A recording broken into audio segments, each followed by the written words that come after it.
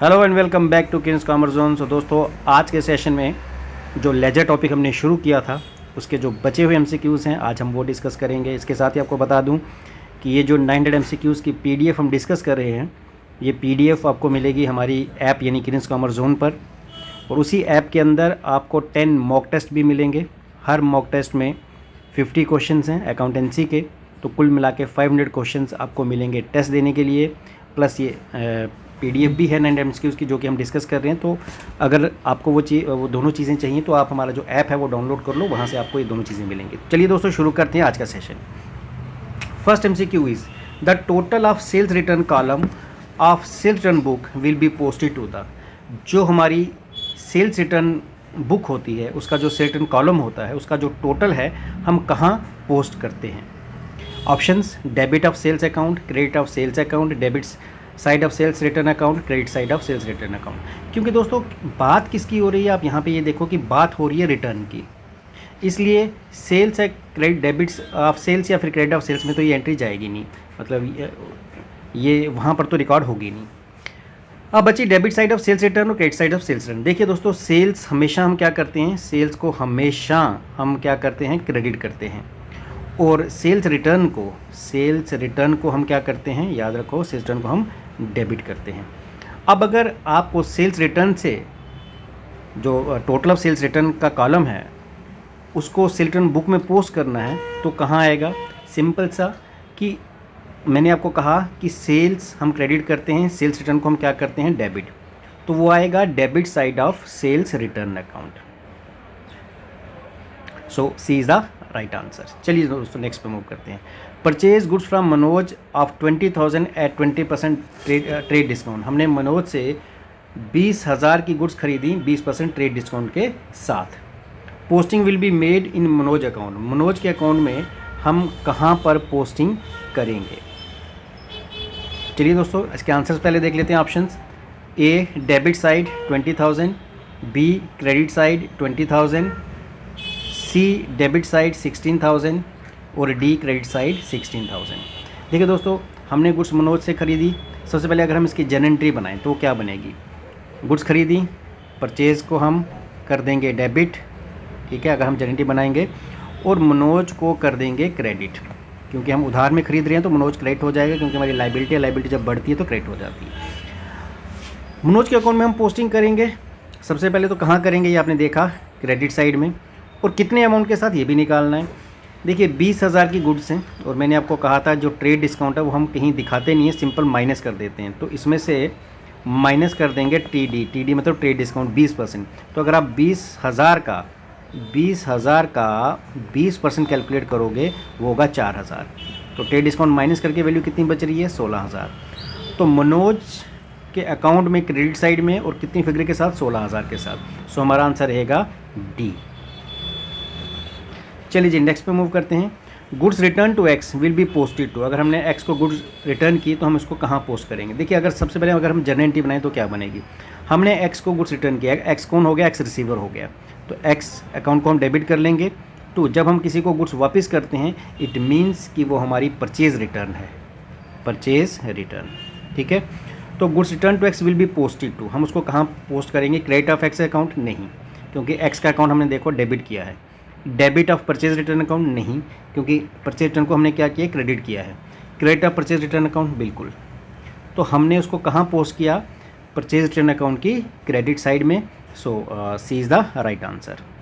Next MCQ is goods return from Vikas will be posted to. अगर विकास ने हमें goods वापस की तो उसको हम कहाँ पोस्ट करेंगे। सबसे पहले इसकी अगर हम जर्नल एंट्री बनाएं, अगर विकास हमें गुड्स दे रहा है तो इसका मतलब हमने उसको गुड्स बेची थी, वो हमारे लिए सेल्स रिटर्न है।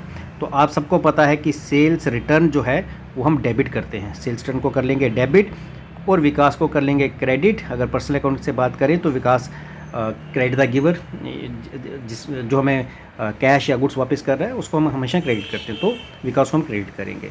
सो goods return from Vikas will be posted to credits of sales return account. गलत, क्योंकि हमने क्या किया, सेल्स रिटर्न अकाउंट को क्या किया, हमने डेबिट किया है। ये आप देखो यहाँ पे हम डेबिट कर रहे हैं। Debit of purchase return account नहीं, क्योंकि सेल्स रिटर्न है, तो ये आंसर भी गलत है। डेबिट ऑफ विकास, नहीं जी, विकास को हमने क्या किया, क्रेडिट किया, तो ये भी गलत है। Credit of Vikas account, D is the right answer. Vikas को हमने क्या किया, क्रेडिट किया। चलिए दोस्तों नेक्स्ट पे मूव करते हैं। Dinesh who owed us 8,000 become insolvent and paid us 60% in full settlement, posting will be made in Dinesh account. देखिए दिनेश ने हमसे 8,000 रुपया लिया था, वो इंसॉल्वेंट हो गया। इंसॉल्वेंट का मतलब होता है जो अपना कर्ज ना चुका पाए, और उसने हमें कितने पैसे दिए, 60% ही वो दे सका।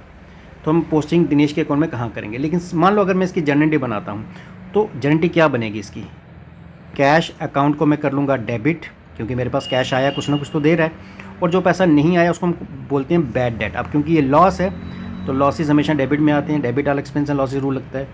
और किससे लेने थे, दिनेश से, credit the giver. Personal account की बात करें तो दिनेश को हम क्रेडिट कर देंगे। अब देखिए दिनेश ने हमें कितने पैसे देने थे, 8,000। कितना दिया उसने, 60%। अगर 8,000 का मैं 60% करूँ तो बनता है 4,800। कितना नहीं दिया, 3,200। अब इसने कहा posting will be made to Dinesh account. Dinesh account में हम पोस्टिंग करेंगे, कहाँ की हमने, क्रेडिट साइड में, कितने अमाउंट के साथ, 8,000 के साथ, तो 8,000 ऑन द क्रेडिट साइड। हाँ, अगर हमें कैश अकाउंट में पूछा जाता कि कैश अकाउंट में पोस्टिंग कितने अमाउंट से होगी, that will be 4,800 debit side, और bad debts 3,200 again debit side. तो फिलहाल क्वेश्चन था posting will be made to Dinesh account. Dinesh के अकाउंट में कितने की पोस्टिंग करेंगे, 8,000 की, क्योंकि उससे हमें 8,000 लेना था, दिया उसने 4,800 है, 3,200 बैड डेट्स हो गए, तो उसका अकाउंट क्लोज करने के लिए हमें पूरे 8,000 की पोस्टिंग उसके अकाउंट में करनी पड़ेगी। चलिए दोस्तों नेक्स्ट पे मूव करते हैं। Total assets in a business are 8 lakh and total liabilities are 5 lakh. The just a second, the difference is called, हम डिफरेंस को क्या बोलेंगे। देखिए इसने कहा कि बिजनेस के जो टोटल एसेट्स हैं वो 8 लाख के हैं और लाइबिलिटीज़ 5 लाख की। आपको याद होगा अकाउंटिंग इक्वेशन क्या थी, assets is equal to capital plus liabilities, यही थी।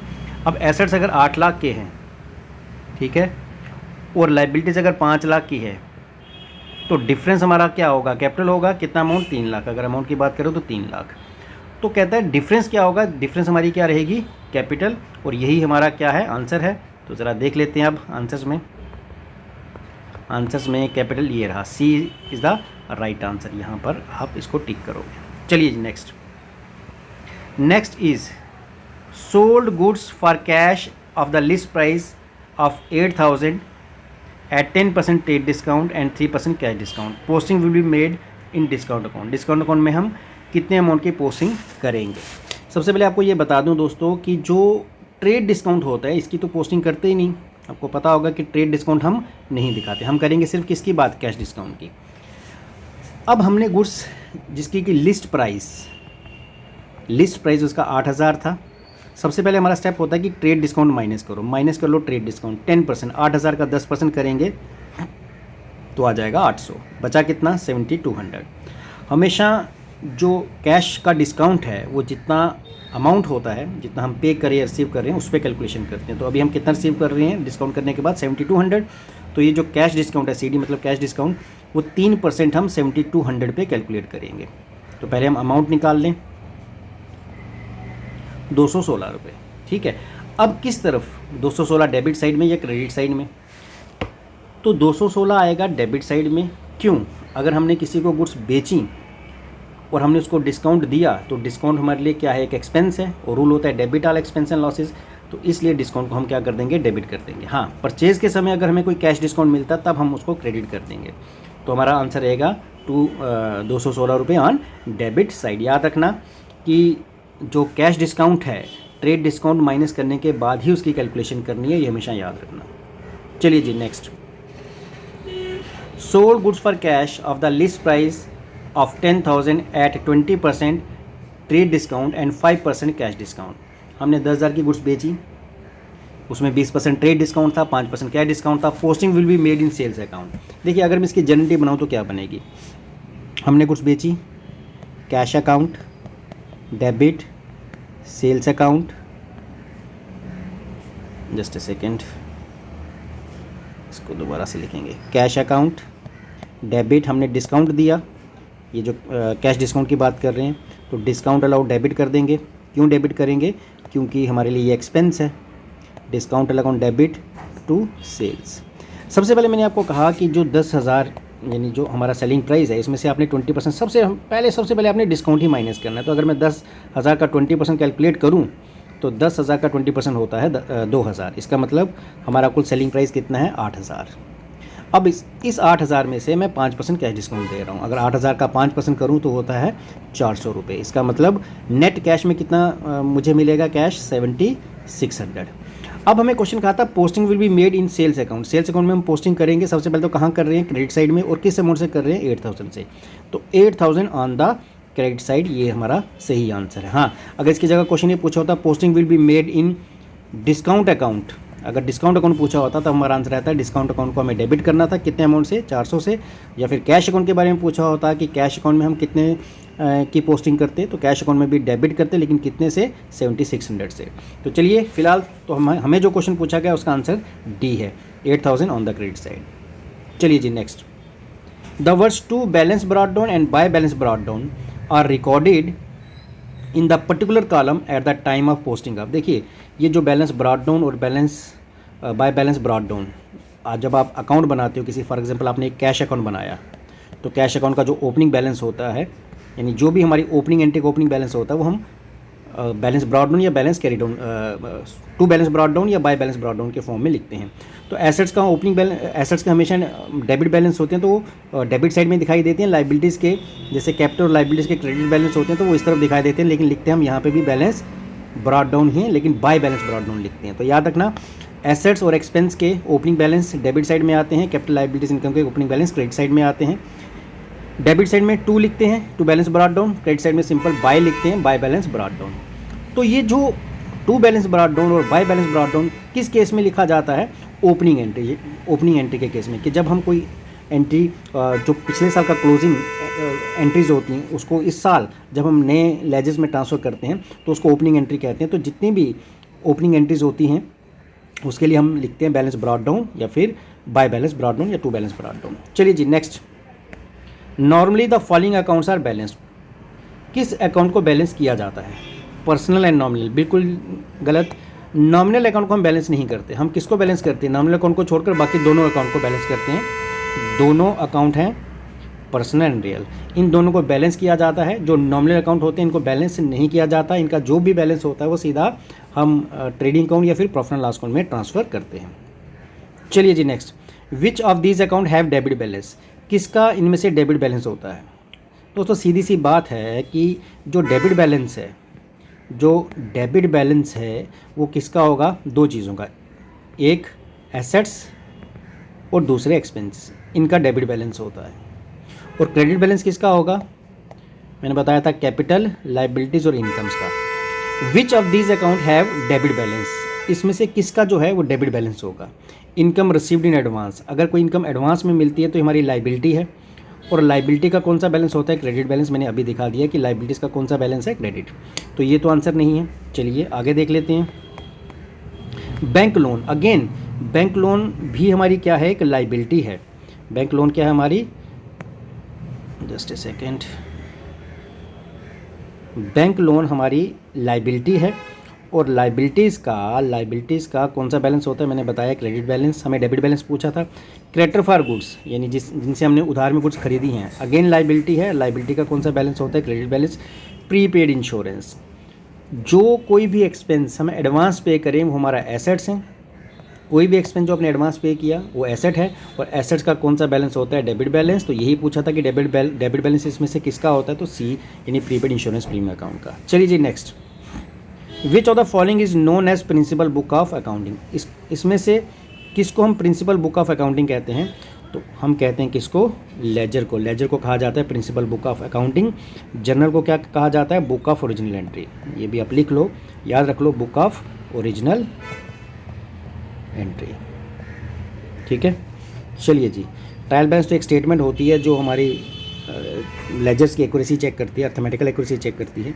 बैलेंस शीट तो हमें अपनी फाइनेंशियल पोजीशन के बारे में बताती है। चलिए जी next is credit balance of personal account. देखिए पर्सनल अकाउंट का मतलब किसी के नाम से जुड़ा हुआ अकाउंट। फॉर एग्जांपल राम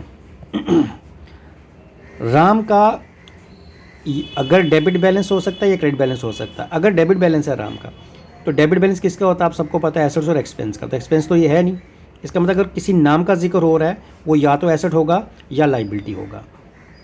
तो अगर उसका डेबिट बैलेंस है तब तो वो हमारे लिए एसेट है, यानी हमारा डेटर है, हमने उससे पैसा लेना है। अगर उसका क्रेडिट बैलेंस है इसका मतलब हमारे लाइबिलिटी, यानी हमने जिसका पैसा देना है। तो पर्सनल अकाउंट का या तो डेबिट बैलेंस होगा या क्रेडिट बैलेंस। डेबिट बैलेंस किसको रिप्रेजेंट करता है? एसेट्स को। और क्रेडिट बैलेंस किसको रिप्रेजेंट करता है? लाइबिलिटी को। अब देख लेते हैं। Credit balance of personal account is cash in hand, नहीं। अमाउंट रिसीवेबल, इनकम अर्न, नहीं। अमाउंट पेएबल, पेएबल है तो क्रेडिट बैलेंस होगा। अब इन दोनों में से हमें एक देखना है। तो अमाउंट रिसीवेबल, जो अमाउंट हमें डेटर से रिसीव होने वाला है, तो वो हमारे लिए एसेट है। और जितने भी पर्सनल अकाउंट होते हैं अगर उनका डेबिट बैलेंस है तो इट मीन्स कि वो हमारे लिए एसेट है। फ्यूचर में रिसीव होने वाला पैसा हमारे लिए एसेट है तो उसका डेबिट बैलेंस होगा। हाँ, अगर क्वेश्चन पूछा होता कि क्वेश्चन क्रेडिट बैलेंस पूछा हुआ है, just a second, credit balance किसका होगा? अमाउंट पेएबल का। मैंने अभी बताया लाइबिलिटीज़ का।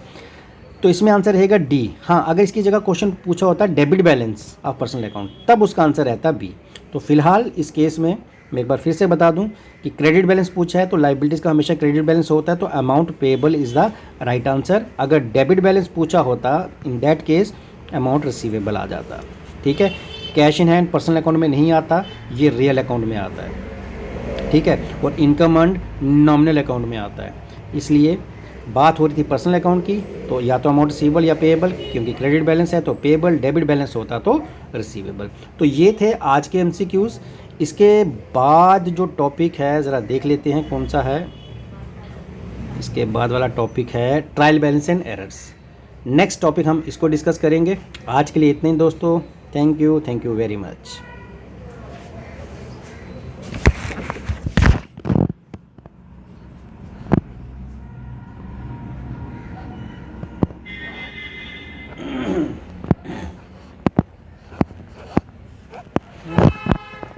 कोई बात उन्हें उठा रही बात हुई जिसका नंबर थोड़ा दिन उठा रही और हाँ मैंने पूछा ही नहीं क्लासेस के लिए, मैंने सिर्फ बोला आने के लिए, तो उसने कहा मैं कुछ टाइम लिए, मैं इतनी शॉर्ट नोटिस पे नहीं आ सकती। मैंने कहा कहीं पे क्लासेस ले रहे हो? कहती हाँ शुक्रान। तो मैंने आगे बात ही नहीं की। उसने बोला कि मैम आगे नेक्स्ट सेशन में बता देना मुझे। और जिसका नंबर रजत ने दिया था उसमें गिर जाएगा टाइम। नहीं देता। हाँ जिसका रजत नंबर नहीं दिया था उसका तो मेंस क्लियर हो गया है, उसका इंटरव्यू तो मेरा मगर मैं 1 महीने के लिए दिल्ली जा रही तो हूँ। हमारे पास जो दो लड़कियाँ थी वो क्या पढ़ाती थी? वो तो आपने देखी थी ना, वो तो बकवास थी। नहीं, एक तो सही पढ़ाती थी। वो तो सोशो है ना, सोशो है ही नहीं किसी बच्चे का। हमें हिस्ट्री और पोल साइंस का टीचर चाहिए। ज्योग्राफी के लिए तो बनना है, तो इकोनॉमिक्स स्ट्रीम यशोदा नहीं पढ़ाती? शुद्ध पढ़ाती है हिस्ट्री। यशोदा से बात करो ना, वो साइंस देखते हैं किसी को। यशोदा का मेंस हुआ है। ना ना उसका कहाँ हुआ, बात करूँ मैं। लेकिन फिर उससे पूछो अगर वो हिस्ट्री पोल साइंस दोनों, मगर वो पढ़ाएगी नहीं, फिर हम दो बंदों को पैसे देंगे। पॉलिटिकल साइंस नहीं पढ़ाती है, उसको कम देंगे ना पैसे। कितने देंगे? एक लेक्चर का डेली का चलो कर लो बात।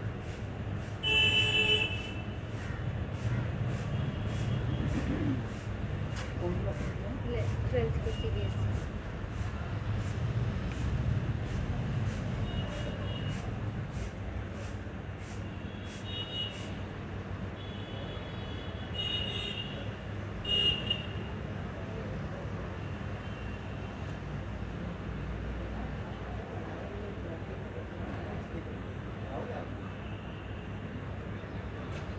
टाइमिंग आप बता दो, कितने बजे टाइमिंग है? टाइमिंग अभी कल डिसाइड होगी। डिसाइड हो गया, आप मुझे बता दो आप किस टाइम पे